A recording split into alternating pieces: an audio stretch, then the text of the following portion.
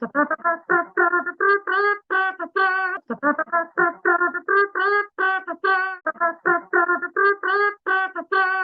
How was was the that? intro music introduction. This Yes, sir. is the first episode of the Strictly Kayak Fishing. I renamed it.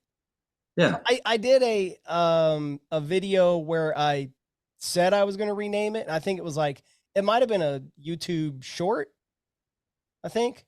So it wasn't like Perfect. I didn't do like a 40-minute video of me going big announcement, and then the announcement was I renamed. But oh, you know what it was?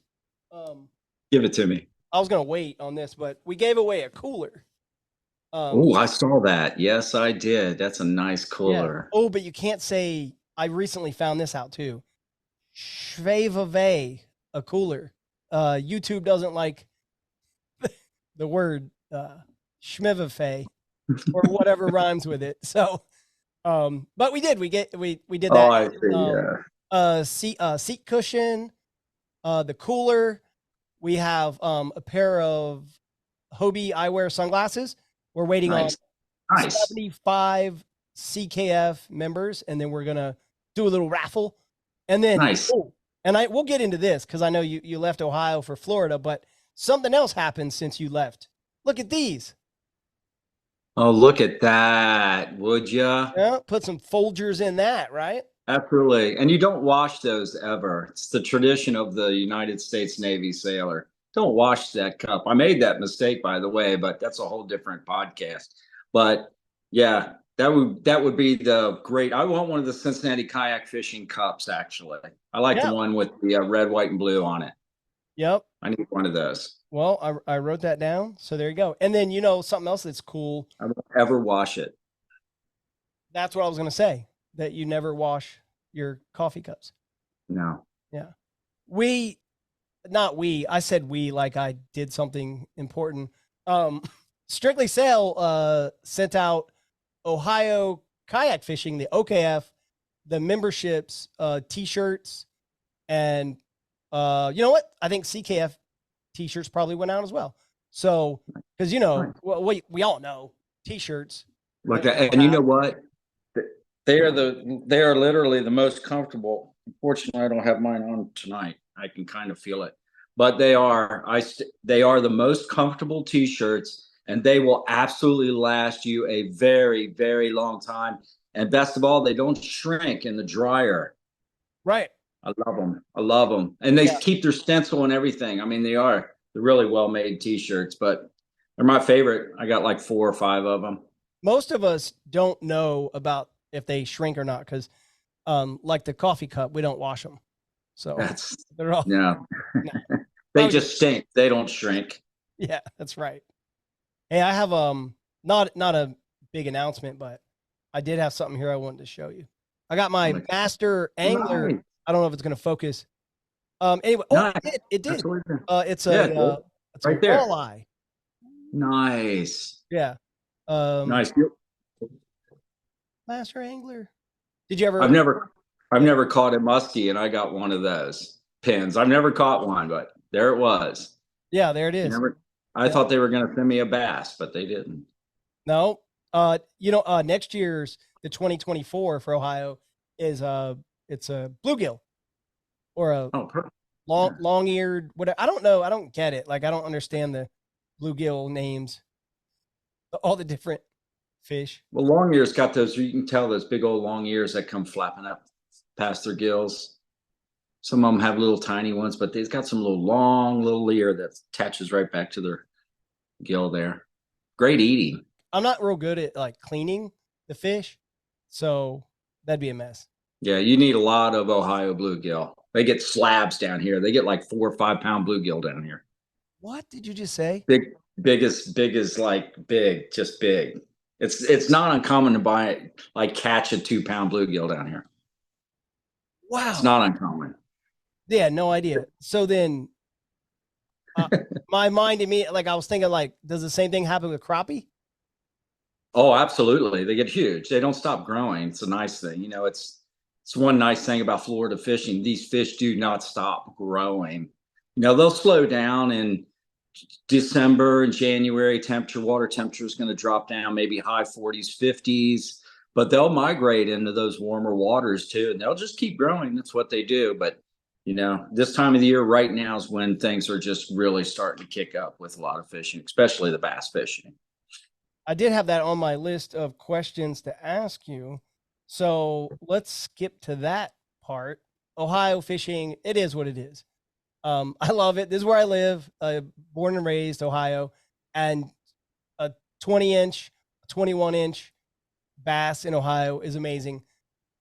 But talk to me a little bit about the quality, like the numbers of bigger fish that you've been able to catch since you left. A lot of 4 and 5 pounders, and you get used to catching these 4 and 5 pounders. I've never caught, no, all transparency, I have not caught anything over 7.5 pounds yet.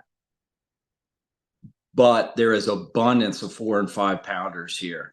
When we looked at this house, we looked at the Google map or the Google Earth of the layout, and there was a small retention pond about 300 yards behind this house, but a lot of motorcycle trails all over running right up to the edge of the property. And that was the only bad thing in our head about this property, was that it had motorcycles everywhere. And I'm not too crazy about that sound.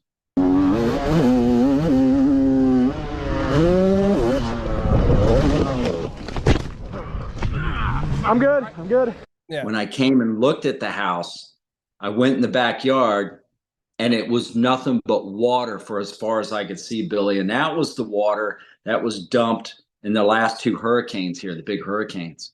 So that water is from Lake Teresa, and it's an overflow, and they fill up these back neighborhoods with that water. It's probably a 50 to 65 acre body of water back there. Billy, there's 5-pound bass 100 meters away from the bank of my house. I mean, it's just, I just get in the kayak and go right out there and start just catching 4 or 5 pounders. So that's testimony for the abundance. That's right in our backyard. So there's absolute no reason why a kid, if anybody wanted to catch a bass here in the state of Florida, you could walk right down the street and get a nice bass in the state of Florida.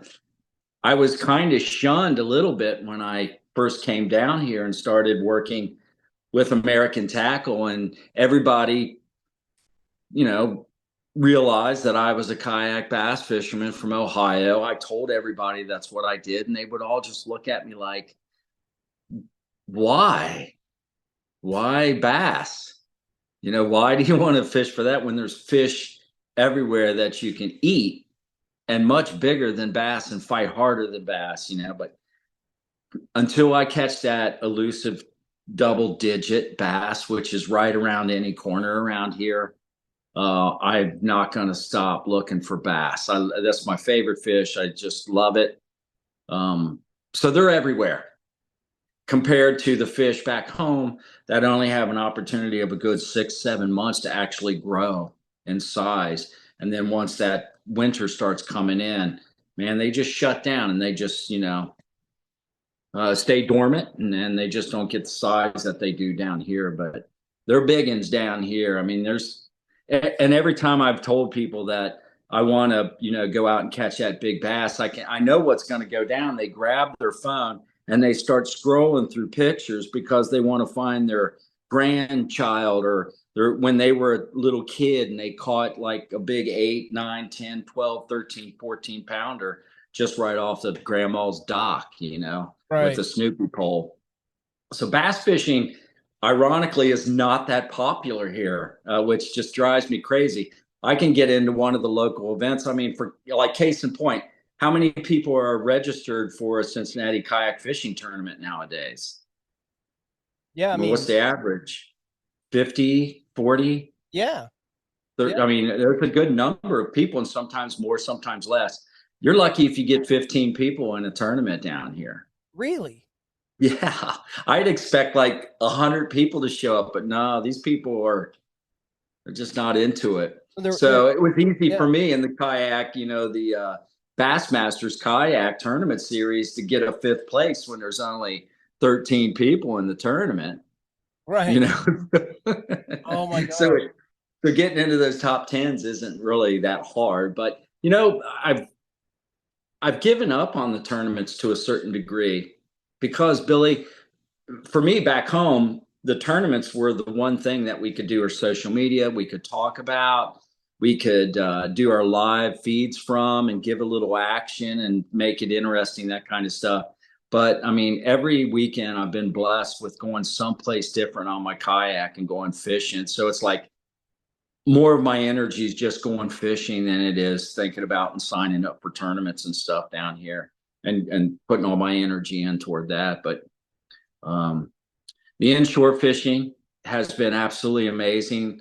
Um, Getting out there on the inshore, catching fish that I could not even describe what species of fish they were. Yeah. I didn't know whether or not if I touched them, I'd be, sent to the hospital. Some of them have teeth. Some of them have, I mean, you just don't know what you're pulling out, but amazing fish to catch those big reds and speckled trout, flounder, and the snook, especially, are just, it's a whole different ball game with Oh those yeah. fish. So I've been very Yeah. blessed. I've been very blessed. I have only missed three. Well, this past weekend was four weekends of fishing since I've been down here.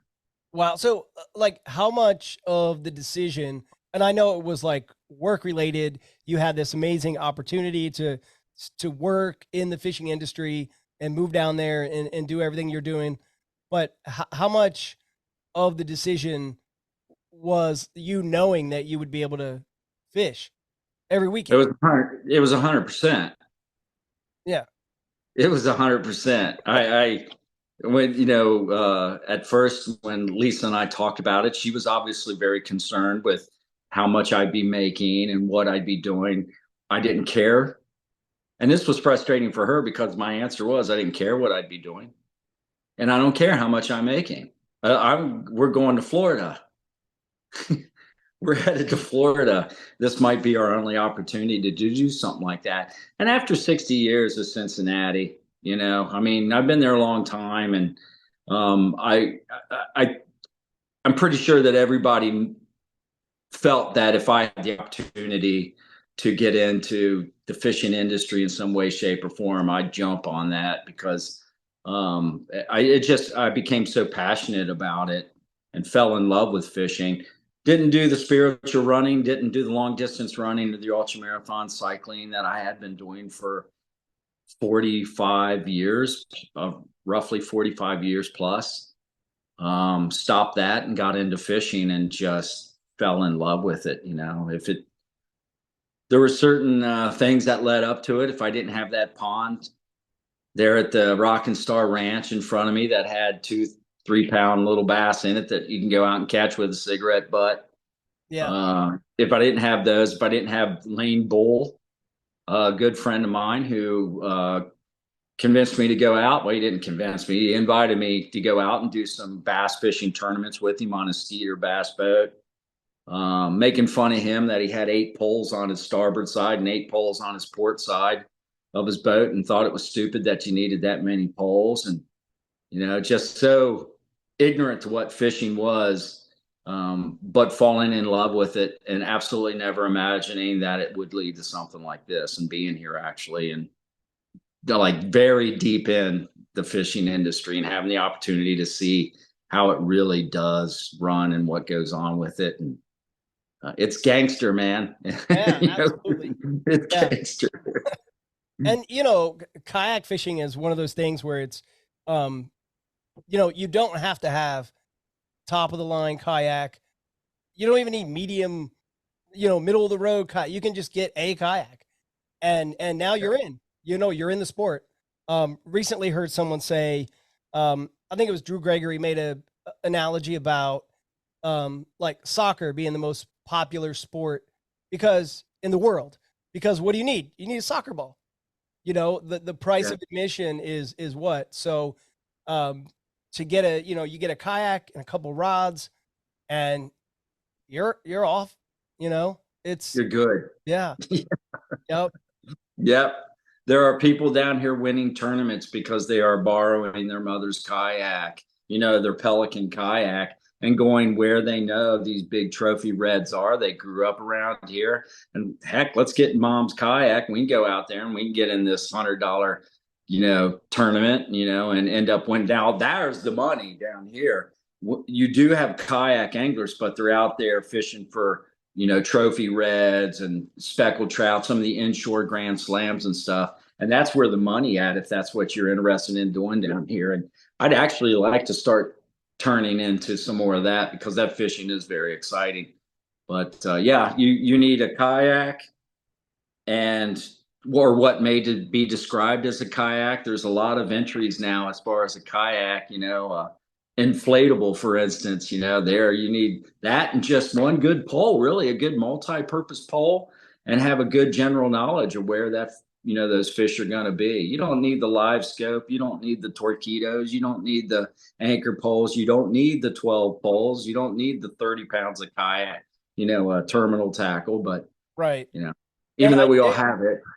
I wrote down live scope on my notes and then I crossed it out to remind myself the one thing I did not want to talk about.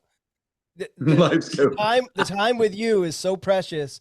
I do not right. I do not want to talk about that. Yeah, no, I really don't know anything about it. I don't use it. So yeah, I'm good with that. Yeah, it's live scope, it's been proven, which a lot of people don't know. If you do like a deep dive into the facts, and nobody wants to do that, but if you do a deep dive, it's proven that the live scope actually has been known to like kidnap children, and grandparents have been killed over live scope, and it's a mess. Live scope is I have no idea. Who gave me a microphone? Hey, you said you got an inflatable, so I recently picked up the. Also, not kidding about grandparents, and yes. I love my grandparents. Right. They were live scoped. They were live scoped. It reminds me of how I got a talking to by the internet down there in Florida when I caught anyone that's listened to me talk about it, like this, not the first time I told this story, but what are those now I forgot the name of them, those fish that with the teeth, they're killing everyone. There's a lot of fish down here with teeth. Yeah. Sharks are the one I know kill people. The snakeheads. Okay, the snakeheads, sure. Well, down here they are the bowfin. Right. Well, yeah, and then I've seen people catch the bowfin up here in Ohio, and they're like, "I caught a snakehead." I'm like, "You didn't catch a snakehead." Right. And Indian Lake in Ohio. Like, no, you didn't. They'll go after your feet down here. The snakehead? Yeah. That's not good. They'll eat you. They'll eat you. Yeah. They have big teeth. Yeah. So you were going to tell me you got in trouble or something. Oh, yeah. I just, it was like TikTok. Had a video. I caught snakehead. I was happy. It was the first one I ever caught. And, held it up and did all that, and then, put it back in the water. And that's where I went wrong. They're like, yeah, they want. Yeah, we're calling the Florida Fish and Wildlife, whatever. You're, not good. They wanted you to chop its head off. Yeah, they did. Yeah. So, well, I will say this: that a lot of people here in Florida, I wouldn't say some, a lot of people here in Florida would rather fight than eat. Yeah. They're a different breed down here. They really are. Yeah. They really are. Yeah. That's why Cops is such a good at, that's why Cops was so successful. If there was not a Broward County, there'd be no Cops. Bad boys. That all goes down here. And then they have the whole Florida man, like headlines, Yeah. Florida man on his dirt bike behind John's house. Florida man releases a snakehead and it wipes out the neighborhood. I think one of the comments that I left was, I said, well, and it was a little snake. It was like, 12 inches or something. It was like smaller. Yeah. And I said, how's it going to get to 42 inches if I don't release him, you know? Oh, So there you go. And, but, no, we were talking about the inflatables because I yeah. recently picked up iTrek 9. I have Oh, not taken it nice. out yet, but it's 40 inches wide. Yes. The Hobie iTrek 9. I am, you know, in Ohio, I guess we kind of hit on a little bit where there's a lot of pressure in a lot of these places. And so to get off the Yeah. beaten path is kind of a big deal. And Yeah. I'm going to be able to do it. I travel for work and I can't, I work in retail, so I can't exactly put my PA or even my compass in the bed of my truck and go to the mall and leave. Well, I know what will happen. I'll come back and Florida man took my kayak. So I'm excited to you know, and not that it's going to be safe in the back seat, but at least it's in the truck and it's locked up. So Absolutely. I'm They, excited about I, one of my favorite, and from Strictly Sail and Kayak, by the way. You know, they've been there since 1978. I do. What were you doing in 1978? Um I was already walking. I'll be 48 next month. So 78, I was, you know, I was 2. All right. Well, What were Steve you? Tasty thought it would be a good idea to sell sailboats in Blue Ash, Ohio. Yeah. Where can you go sailing around there? Right? But he thought it would be a great idea.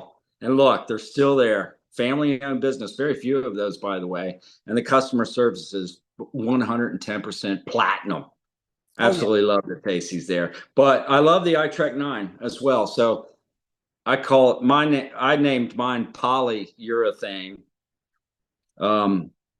She's unbelievable when you can put that thing in the back of your trunk. You can inflate it in probably about 4 minutes. That's with the manual pump. Um, and as wide as it is, it's extremely stable. There's some things you don't want to try on it, but case in point, when I did the Bassmasters on Lake Harris down here, they had a small craft advisory, but I did not have the Hobie Pro Angler 14. But I did not want to miss the tournament, so I did it on the iTrek 9, which probably wasn't the smartest thing considering the conditions. There were 2 3 foot wakes out there, but that thing handled it great. You got it. Yeah, there you go. And you're like this, you know. Right. But having said that, the lightweight, the stability, it's comfortable, it's super fast, and you can literally drop that thing off. You can tie a rope onto the end of it and just lower it down off a bridge, because we all know we go over bridges and go, man, that'd be a good place to get a kayak. So you just slip that thing down over the bridge, lower it, boom, park the truck, park the car, walk down. You're good to go right up underneath that bridge. I mean, there's all kinds of things you can do with the iTrek 9. I love it. It'll hold a Yak Gadget Low Pro crate on the back where you can put 6 rods on the back of that thing. I absolutely love it. I love it. Yeah. So you've done that. I'm glad you got one. You'll have it like fully rigged when you go out. Well, you can really Yeah. fully rig these things up a lot. I actually use the oar. Where you can put the oar on the side of it. Yeah. The oar keeps there. I'll take that oar, and then you can put attachments onto the oar. But until you have to use it, of course, you'll have attachments on there. But I've had attachments onto that oar keep there itself, the way that you can hold the oar over on its flat side. You put some attachments like for a GoPro or something Nice. like that. But Yeah. Man, I've watched a lot of videos on the iTrek, both the 9 and the 11, and I haven't stumbled on that yet. So that's a good tip. by golly, Yeah, by you God. could you can actually mount. You can get mounts like a sea marine glue adhesive Yeah. type thing. And you can do other mounts on that, on the kayak and stuff. But I absolutely love it. I've had it out on the inshore. I've had it next to some very big alligators. But I don't feel uncomfortable on it. And that's the main thing for me, because to be in transparency there, dark black water scares me to death. It might be only 2 feet deep, but in my mind, there's monsters underneath there, and it's 20 feet deep. I don't know where that came from, but I get very nervous in water unless I'm in a kayak that I'm very comfortable in, and the iTrek 9 allows me to just kick back, super quiet. And there's absolutely nothing better, I believe, as an inflatable to get on top of lily pads. If you want to be a lily pad or fish lily pads, you want to be one. And the inflatables are just so easy how they can skirt across those things. You can grab a group of lily pad stems with your fins and hold them tight there, and just sit there and just, man, throw jigs, throw weightless worms, throw Texas rigs in there. Throw the Devil's Horse, a new lure I've actually fell in love with. It's an old lure, but I fell in love with it. Yeah, I was about to ask you about lures that you didn't use in Ohio and now you've started, in Florida. Um, Obviously jigs come to mind. Big swim baits where our situations are kind of limited, maybe, in Yeah. Ohio. But yeah, what do you throw? Like, what's your how much has it changed? Well, I don't throw crankbaits, especially deep diving crankbaits where I'm at right now, because all you are going to do is grind them in mud and sludge, Mm, Florida grasses, run it through pepper grass. You're always bringing up stuff. So I don't throw any crankbaits anymore, and I miss that because that was a to just get into a groove with was crankbaits. Still throw a lot of Texas rigs. I fell in love with the Devil's Horse. A lot of topwater lures that we used back home are very popular down here because most of these fish, even the inshore brackish water fish, are very topwater oriented. I think that's the word I want to use. I think so. I've upped my game on my rods. I've beefed them up a little bit, and I fish often with at least every time actually with 30-pound braid nubs. So I didn't use a lot of braid back home. I didn't feel that the bass back home, you could use a 20-pound mono filament and be able to horse those bass in to the kayak. But that's not going to happen with these bass down here. They're mean, they're ugly, they're big, they got the power. Uh, they're very competitive, they're aggressive. So if you don't have anything, higher than a 30-pound braid, chances are they will break it or take it someplace where it's going to get caught up. And you're fishing a lot out of vegetation. So you're pulling these big guys out and gals out with just mouth full of vegetation. So they got 2 or 3 pounds of vegetation down in their mouth. There's the Devil's Horse right there. Yeah, I was about That to is ask. something that I would get right now if I was in Ohio and I knew then what I know now. This is a lure that you absolutely have to be patient with. And patience meaning that I hope you got a cup of coffee, because you're going to launch this lure right on top of your target area Okay. where you think bass are. Patch that's inside lily pads, big patch. Take that Devil's Horse and throw it right inside that and let the ripples disappear. Take a drink of, throw it in there, take a couple sips of coffee, maybe text somebody, just sit there and mellow out. Literally wait, I'm not kidding, 30 seconds to a minute before you do anything on that. And there's something special about that. I don't know what it is. If you just real quick with a moving bait rod, like a swim jig rod that's got a fast tip on it, and you just burn it, those two little propellers give this like sound off, but you're only moving it like maybe a 5 inches or 6 inches inside that spot where you threw it. And you see them come up to it, and you can see them work around it like as if they're looking at it. You hit that just one more time, and the moment you hit it, they just blow up. It's like somebody flushing a commode on those things. It just whoosh, and it's an exciting way to fish. I've never seen anything like that. But a gentleman here that works for MHX and had developed most of the MHX blanks that we sell, he told me that, got to be patient. And sure enough, that weekend I went out with my first devil's horse and landed some really big fish. The big fish are going to go after something like that. Yeah. But I try that back home. I haven't been using a lot of swim baits. I'm still in the area where there's a lot of pepper grass, a lot of Kissimmee grass, lily pads and stuff. So the swim baits don't necessarily move through that stuff real good. But I have definitely used a lot more super flukes down here, weightless super flukes Okay. with a fast tip, and just slinging them things out there as far as I possibly can and just working them. The weightless seem to be working more than anything. I mean, yeah, the action with a weightless fluke or super fluke junior, the action is like crazy when it's Yeah, weightless. You know, absolutely. fish that in clear water, and you're just like, wow. Yeah. One of the first lures I ever learned to fish with, it was that and like a sluggo. Yeah, I had a buddy who gave me like we all have the story where someone has like some plastics. He gave me 2 bags of soft plastics. I didn't even know. He was like, Texas rig it. I was like, do what with it? Yeah. I don't know. Like, what? So Texas rigging. yeah, I'm like, well, I don't know what you're talking about. Texas rigging being one of my favorites and still is my favorite, lure down here. It's cheap. It's one of the least expensive lures we can buy. Another example of this sport and how easy it is to get into it. I mean, if that's all you ever fished with was Texas rigs, you're going to do well down here. Yeah.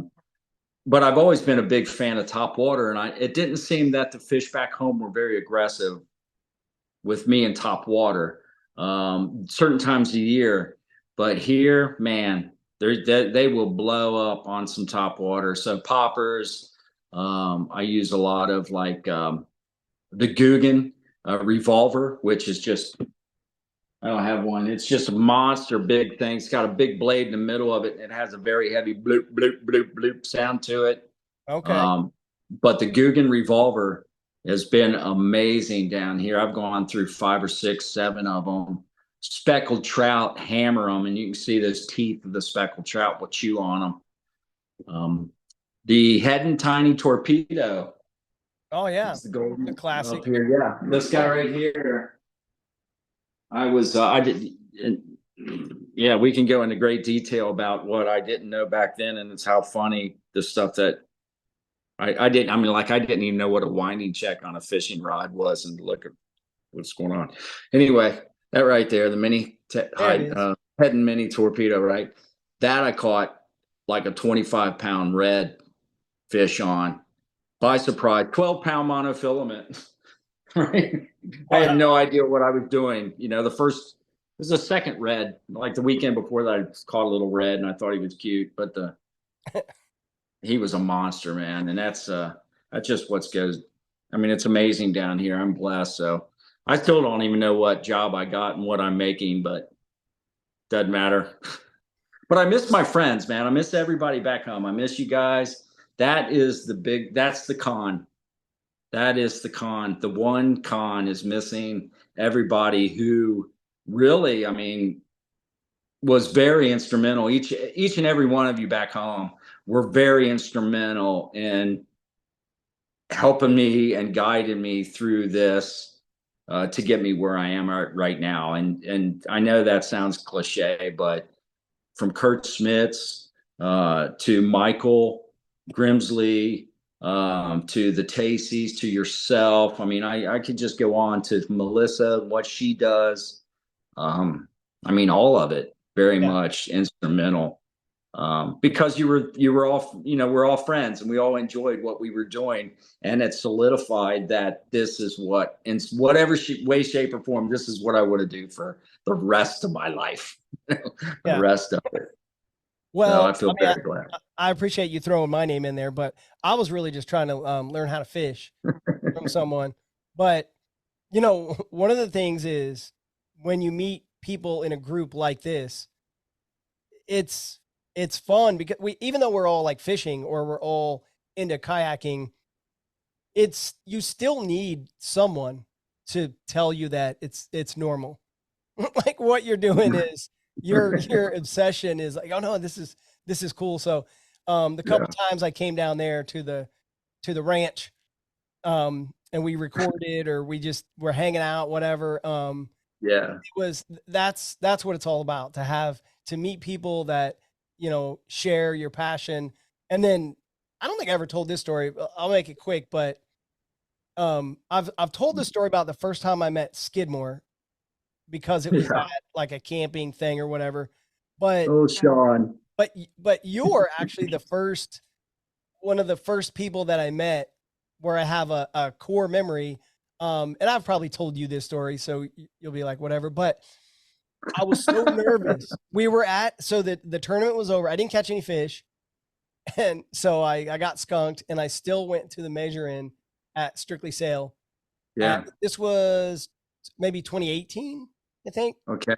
And I was so nervous. I pulled in. I had, I had a Pelican, and I car topped my Pelican. I pulled in. I parked next to this big old truck with a trailer and another car and all these trailers and kayaks, whatever. And I got out and I was like, I'm gonna be nice. I'm gonna introduce myself. And by dumb luck, the first person I talked to was you. And I was like, and I say dumb luck because I was like, hey, how's it going? Like, my name's like, hey, and then your hand went out, and we just started talking. I was like, oh my gosh, it was amazing. So, yeah, and then It's a great crowd and a great group of people, that will show up in the rain at 4:45, 5 o'clock at a launch site.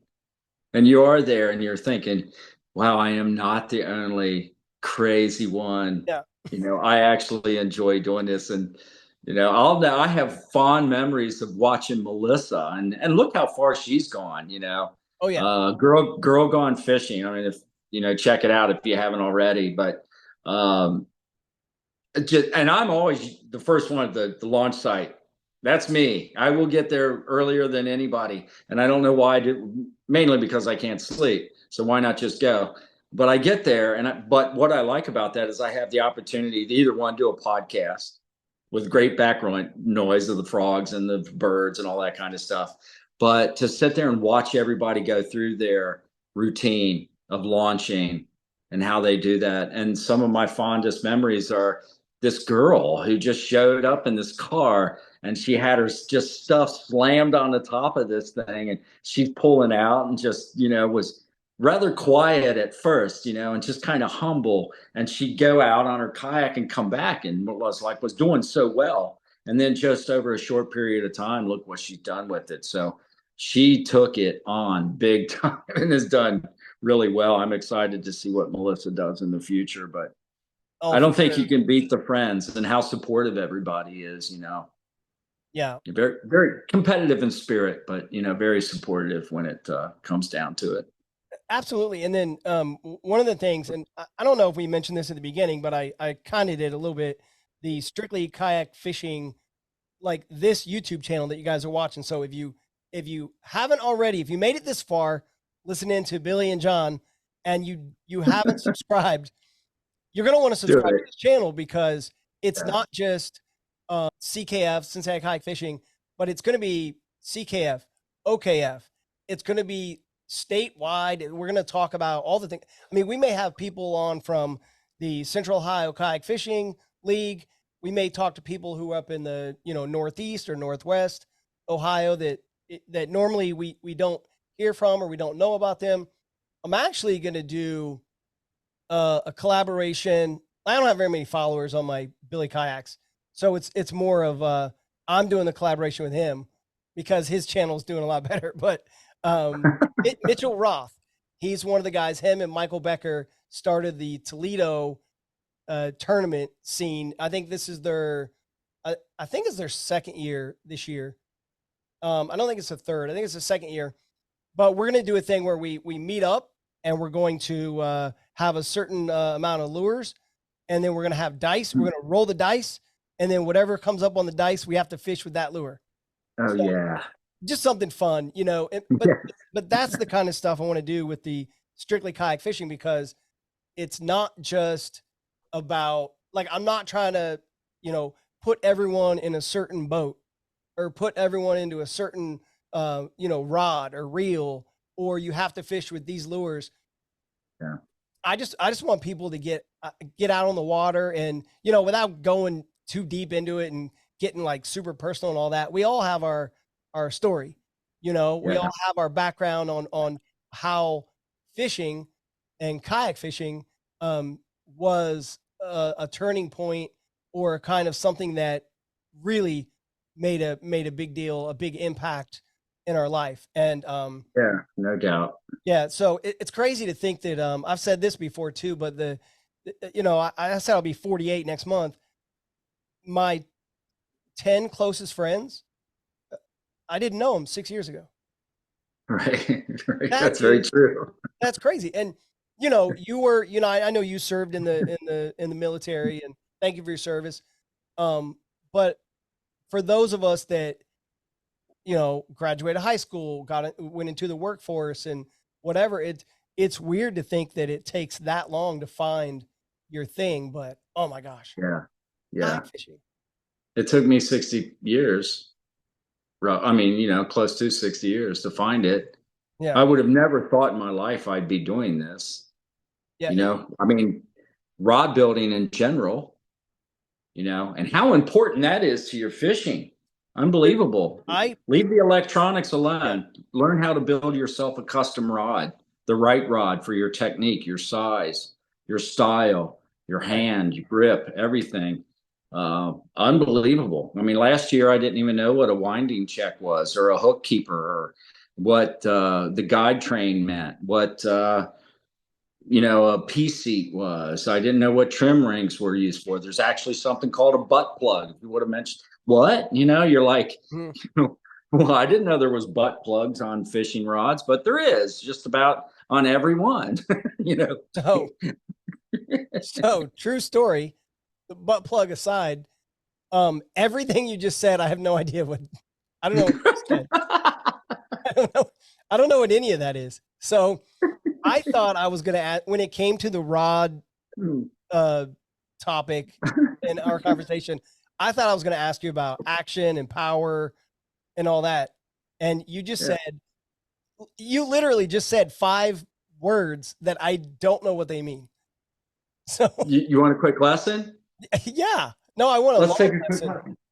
Okay, all right. So let's go. I want to go with this one here.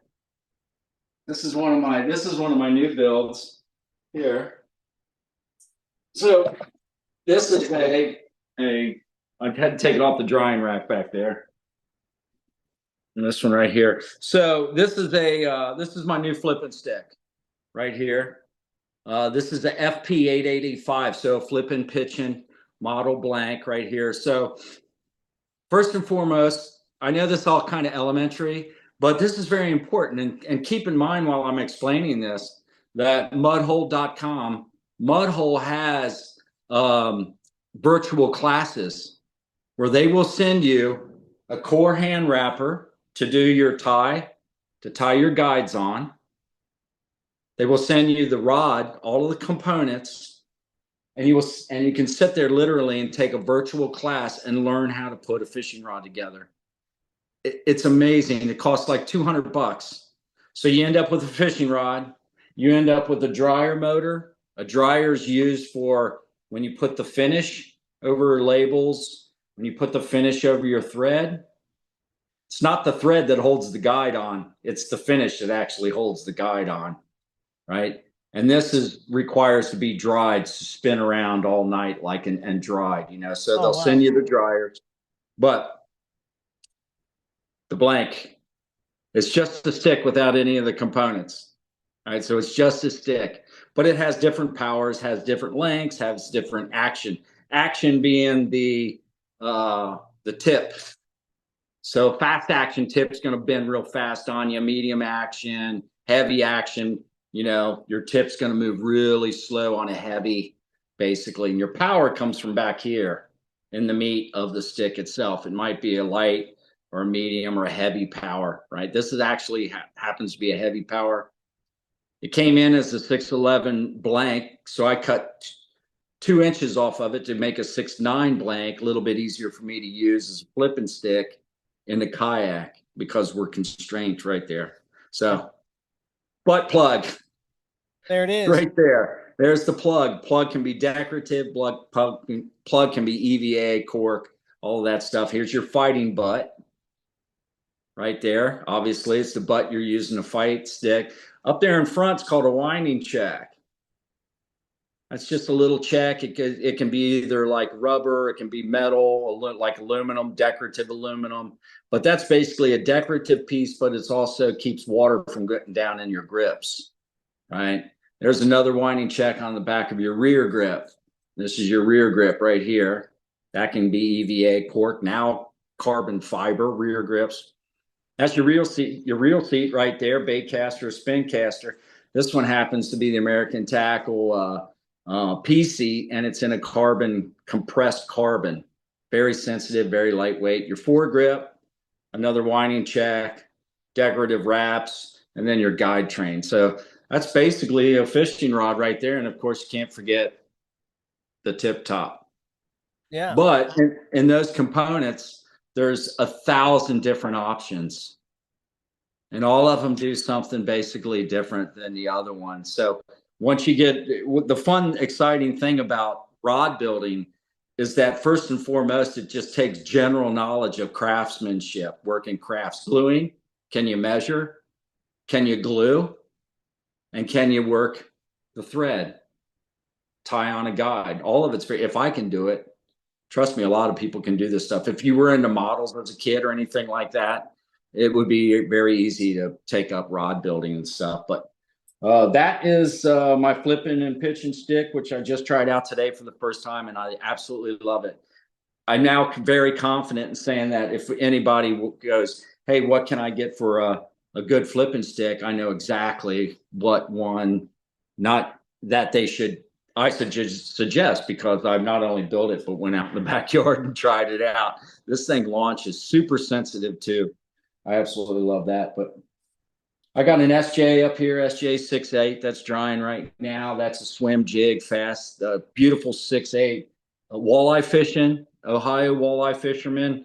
The SJ 6'8" Bushido, American Tackle. It's probably the best walleye rig you could get right here. I just spilled my pop. It's absolutely super lightweight. SJ 6'8", nice light. Got the American Tackle Airwave guides on it. It's so light. I mean, this thing is just so incredibly light. My suggestion for the best walleye rod that you could get out there would be that one right there. But yeah. What are you going to use it for down there? Top water. It's a great fluke. Throwing a weightless fluke. It's a great multi-purpose finesse fishing rod. It's a great top water, like a light top water. If you were throwing something like a double plopper or even a fluke, or not a fluke, but a spook, like a heron spook, head and spook. Okay. I think that's it. Yeah, head and spook, especially one of the smaller ones. That super fast tip and the medium power of the blank itself allows the spook just to sit there and go left and right. And the ideal of a spook is to stay in the target zone as long as you can. You don't want to pull that to the kayak as really fast. So you're using that tip to just work that spook, and it just seems to be magic. But I'm also putting it on braid too. So a 30-pound braid is what I'm running through all those. 60 pound, I'll be running a 60-pound braid through the big flipping pitch and stick there. So I have a question about like braid and the knots that you tie, but what knot are you tying on your braid? What would that not be called? That's a good question, Billy. What is that? Tyler Berger. I forget what his YouTube channel is called, but he recently did. He's done a lot where he did like strength test on different knots. Yeah. And he had one. It's like I think he called it like an improved uni knot. Yeah. But a Palomar knot is what most people I think would default to. That's actually what I meant to say before. What did I say? Arbor? polymer or Okay. not, right? Yeah. Is that right? But no, there's a certain, I mean, the knot that something my dad taught me how to do, and I never really thought about it because it just works. I'm having a hard time getting this guy out of this hook keeper. This is when you learn that some hook keepers are good for some things and some good for other things. Because I get to try a whole bunch of stuff, but what's this knot? So I go through here and then I go back through there. So now I got a loop, right? Yeah. That makes sense. Can you see that? Yeah. And then you just do like overhand. Are we having fun yet? So, This is so much fun. Tim, there. Okay, so I got the loop, right? Yeah. Loop there, right? So now I'm just gonna bring that loop back around, pull it through there, and then bring the whole lure through that big loop. There you go. It's a And then Palomar knot there you go. Right? on a fluke. Mm-mm. What Yep, and tighten that bad boy up. what's your favorite fluke color? You can't go wrong. What? You can't go. Hello, guys. Hold on. You can't go wrong, I think, with blue. Listen, did you hear that? No. What was it? You didn't hear I that? thought you froze for a minute, but 15 rods like dominoes just went down the side of the wall. well, Um, you know how to repair them. which is good money. Okay, good money. And there's Kyle King, right? He's out there making rods. I don't know if he still makes rods or not, but that was one rod maker. Jeff Bird, there, Little Miami rods, and then Little Miami Outfitters with Brandon Palmer. You know, they're really the only rod makers I know. Josh Simmons, though, over on the West Side. There's very few rod makers around. There's probably far less full-time rod makers down, but just knowing how to repair a tip top, how to replace a guide, there's money in that kind of stuff. There really is. And I wish they had taught me how to do this back in high school rather than make like a spice rack, you know, to learn how to repair your own rods. But more important for anglers that are stepping into the competitive world, to understand the true nature of a rod and being able to custom build your rod to your size, to who you are, your technique. I'm telling you, it's one of the best things that you can do to improve your fishing. There's no doubt about it. You can have $8,000 of electronics on a $5,000 Hobie, and until you understand what that rod can do for you and how you can fish it, and what it should feel like, oh my gosh, Yeah. it's been the best thing for me, is just knowing how a fishing rod should work. Because I didn't. I was a lot like everybody else. You go to a big box store and you buy one. If it works, it works, but you don't know why it works. You Right. don't know how it could be better as a fishing rod. But there's a saying in the rod business, in the rod building business: if you want sensitivity in a rod, you're going to give up on durability. It's going to be a very fragile rod. It's going to be a rod that you cannot high stick. You got to be very careful with how you fish from it out of a kayak. Yeah. The St. Croix that Kurt Smith fishes from are very high modulus, very fragile performance rods. He knows how to use those things. You're not going to be on a jetty on a big bridge pulling big 30-pound kayak, catfish up on the bank with something like that, nor should you. Right.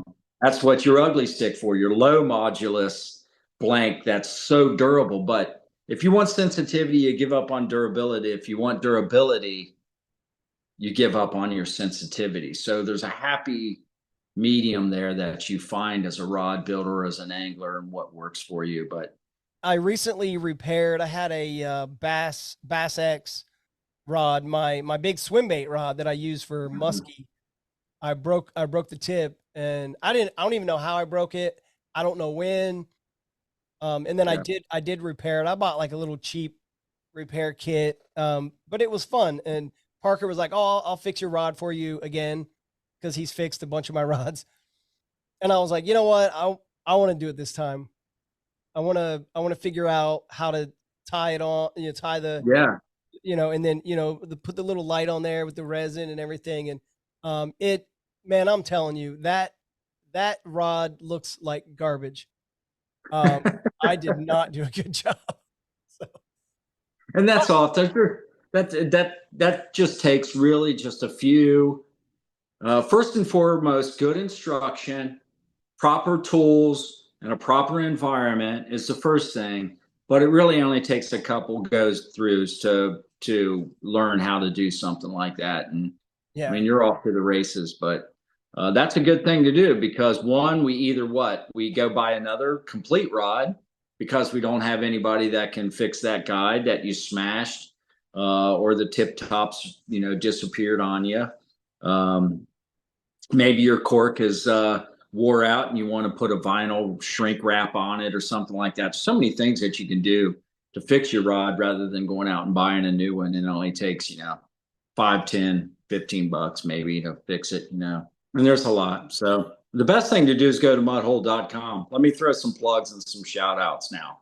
yep. So I'm very blessed to be working with mudhole.com. I would have never thought that I'd be where I'm at right now. Having the opportunity to come down and work for American Tackle, which was again, I didn't know what I would be doing. I didn't know what American Tackle did. I didn't care. When I came down here, I was suddenly thrusted into can you hear that ringing? No. Okay, good, because they're blowing my significant other is just going nuts on texting, and I'm on that group text and they've just been blowing it up. Anyway, good. I'm glad you can't hear it. Nope. Disregard that. But coming down to American Tackle, and suddenly I'm talking to rod builders, and I knew after just a few minutes of talking with me that they would think that this guy has no idea what he's talking about, and I didn't. To talking about all of the components of the rods. These were rod builders from all over the world. Especially talking about different techniques, inshore, offshore, slow pitch jigging, fly fishing up in Montana, or halibut fishing in Alaska, or offshore tuna fishing in Puerto Rico. And I'm like, it. After a couple of weeks, I actually went into the vice president, Darren Heim, who, if it wasn't for Darren and his wife, Kelly, on their invitation to me coming down here, I wouldn't be here right now. So my biggest shout out definitely is to Darren and Kelly. And I went into Darren's office and asked him, really, truly, what am I doing here? Because I have no idea what I'm doing. So he did poetically go on to tell me that it's not, fishing industry is based more on relationships than you would believe. It's relationships, and relationships that are built over time. Everybody's been where you're at when it comes to new rod building, and they do know immediately that you don't know what you're talking about. But if your character and your personality and your relationship building can mask that, it doesn't matter. And in fact, you can be transparent and say, hey, you need to teach me, Francisco Umpierre from Puerto Rico, I want you to teach me how to build a big offshore tuna blank or a sailfish blank, for, deep sea trolling or something like that. And they open up. Rod builders are so expressive and so giving and wanting to teach you. So you manage all those things, right? And then the merger came. It was kind of funny because I had just bought the house here in Deltona, and Lisa, along with one Arabian horse and our 3 dogs, moved down here. And it was about a month after that I heard of the merger, where a Foundation Outdoor Group, an umbrella company, was coming in to buy American Tackle. Well, as low man on the pole and someone who, pardon the pun, low man on the fishing pole, and one who had the least knowledge of it, I knew, well, I didn't know what was going to happen to my job. But I was absolutely blessed when Mudhole offered me an opportunity in Mudhole Wholesale to stay with them. And the opportunity to work with this company has been absolutely amazing. Now with the combined forces of American Tackle and Mudhole, we are the world's largest rod component distributor. And it's really cool to be part of that Mudhole offers learnings. I mean, just go to mudhole.com and check it out. You can learn. There's multitude of YouTube videos. You can go on to and see how rods are built and constructed. And again, there's rod building in person and virtual reality, or what do you call virtual classes that you can take in the privacy of your own home or show up on any one of the cities, St. Louis, Houston, out in California, all over the country. They have personal classes as well. And when you take a rod building class, which is a great gift, by the way, to somebody, your favorite fisherman, you're thinking, what am I going to buy them? I don't know what kind of lures to get them. They've already got a duffel bag for their tackle. They've already got all of this and that. And what can we get them? Get them a rod building class at mudhole.com, and you will give them a gift that will, I can almost wager some Vegas money on, be the best thing you've ever done for their fishing to improve it, is to build that and go on to a building, your own fishing rod, which is amazing. I'm glad I did it. So it's really cool to be working at mudhole.com and the support that, there you go. Look at that. Oh, that's the Suka too, babe. Can I show you that? Which is really something special to be part of. Yeah. Can you scroll down to the bottom of that page here for a moment? Go all the way down the bottom. This is kind of cool. There's Mudhole itself. But if you go all the way to bottom, and then down there, if anybody's interested in a wholesale program, you'll see a wholesale program on the lower right-hand side there. If you want to step up your game as a rod builder or anything like that, you got a resale certificate for the area in which you're selling, man, apply for a wholesale program. But there it is, the online beginner rod building workshop. And you get all of the equipment that you need right there. That's neat that you could bring that up. You get everything you need to build a rod. It's only $199, so you end up with a rod. Oh, you get it's got all your that? name on it. You do.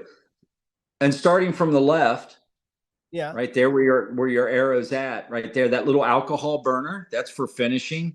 You get one of those. The two stands there with the motor on it, that is a drying motor. Oh, like that is for drying your finish. It has to keep turning. That's absolutely. So your finish will smooth out. You get the reamers, you get the brushes. The reamers are for like widening cork or EVA grips. There's your core hand wrapper right above the reamers. The sandpaper things there. Okay. Right above that is your wrapper. So that's what you would be putting the fishing rod on to roll the thread around your guides. And then you get your paste and your finish.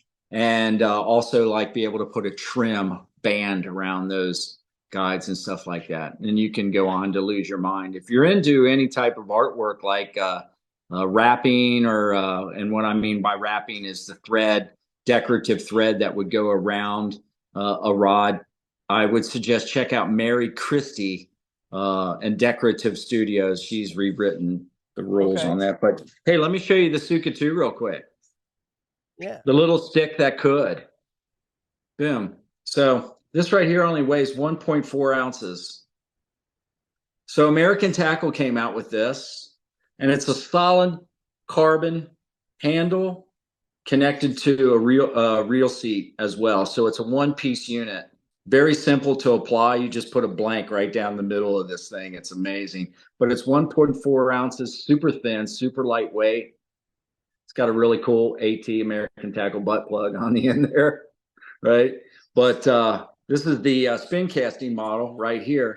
So last year at ICAST, American Tackle's been working on this for a long time, and development's not just in a few months, but it's years to develop something like this.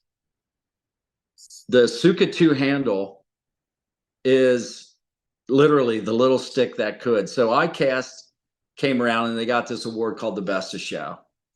And it's the best of everything new in ICAST. ICAST is one of the largest international fishing trade shows, but it's closed to the public. You only get the media, you get the buyers, the wholesalers, the mom and pop stores, the rod builders, and suppliers. That's all that's allowed in this convention.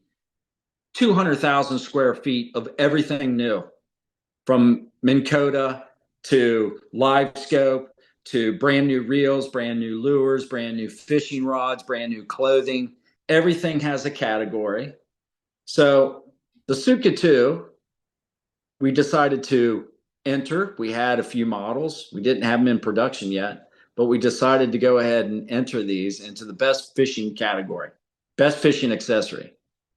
And it was a no-brainer that they won. Rod builders would walk by the American Tackle booth, and I'd put one of these in their hand. And the first thing they'd say, Billy, was, wow, because it's so light. It's incredible how light this thing. So now you're putting together a walleye rod that weighs less than 5 ounces. Think about that. Super light, super sensitive. So that's the big part of that, is being able to have a whole rear grip and a reel seat, all complete one unit in carbon. So super lightweight, super strong, super durable, super freaking cool looking. So everybody dug it. So it was a no-brainer that we got the best fishing accessory. But when we won the actual bestest show, there's this one bestest show at ICAST, it blew our minds. It absolutely blew our minds. So we have finally got these in stock at Mudhole. The Suka 2 are in, and these average about $100, and they absolutely look beautiful on a fishing rod. So if there's any fishing rod builders out there, check out the new Suka 2. That comes in the this is a forged composite. Comes in a 3K style as well, but also bait casting. But I think this one's going in a shadow box, Billy. Big shout out to Tacy's again, Strictly Sail and Kayak. Been there since 1978. If it weren't for them, there's no doubt in my mind. First, Darren, and first of all, Lane Bull, who invited me out to go fishing with him. Then, of course, Darren and Kelly and the rest of the American Tackle family. But the support back home of the Tacy's, I think everybody realizes how much they do for what we do, how supportive they are, how their customer service is always top notch, and they're just a fun family to be around. And and they're to have friends like that is pretty amazing. And everybody back home, say hi to everybody, give them a big hug and kiss for me. I miss everybody. And the invitation is to anybody out there, man. If you guys are coming down to Florida, if you're going to Orlando, maybe to go visit Disney World, or maybe you have a daughter that's in a cheerleading competition or a dance competition, and you need to get away from that for a little bit. I got the kayaks. Give me a call. We can meet here at my house. We can go right out in the backyard, and we can go fishing for some nice bass. We can go to inshore. I'd love to do that. And I even have a place to stay here. So, a room available for any of the group to come on down and hang out. I'd love that. I would absolutely love it. Fly into Sanford. It's super cheap. I'll pick you up. Let's go fishing. That's awesome, man. And you talked about the place right there behind your house. What do you think the chances are of you catching your PB right there, like right behind your house? I think that's very doable. The bigger fish would go back into that retention pond. That water is going to be back there. This is what I'm understanding from the locals. That water will be back there for probably 2 or 3 more years. It takes that long for it to reside back to the normal pond that was back there. In fact, there were like 3 little retention ponds. So that's going to take a while. If we get a lot more rain during hurricane season, that water is going to stay around longer. But there's big fish back there. I've pulled pre-spawn, or actually non-spawning bass, females out of there that weigh 6 pounds. I know when this spawn hits up, they're going to have 2 or 3 pounds of eggs in them. So it's likely I pull some 8-pounders, 7, 8, maybe even 9, maybe a 10 out of there. But wow. Have you started weighing the fish more now that you're in Florida instead of measuring them? Yes. I happened to go to a Coastal Conservation Association fundraiser, and in a raffle, I won a scale, Berkeley scale, and I've put that to work already, because that's something I never did. We would just kind of guess how big those bass were, and it all was about measurement. But it's fun when you see it go over 5 pounds, 6 pounds. You're like, wow. Yeah. Unbelievable. Just Thank you so much. I'm going to go. I'll probably spend the next 30 minutes or more on this website now. But thank you so much for coming on here. You're not wrong. Giving a shout out to Strictly Sail and Kayak. If you have a kayak and you fish from your kayak, or it's just a passion that you have and you want to get out on the weekend, whatever, and you're thinking about anything, any accessory, any new kayak, anything you want, go to Strictly Sail Kayak first, see if they have it. You might be surprised because they have a lot of things that I've almost bought on, I'll say it, Amazon. And why not support local business? So love the Tasties, love Strictly Sail Kayak. So, and we love John Marion Graves.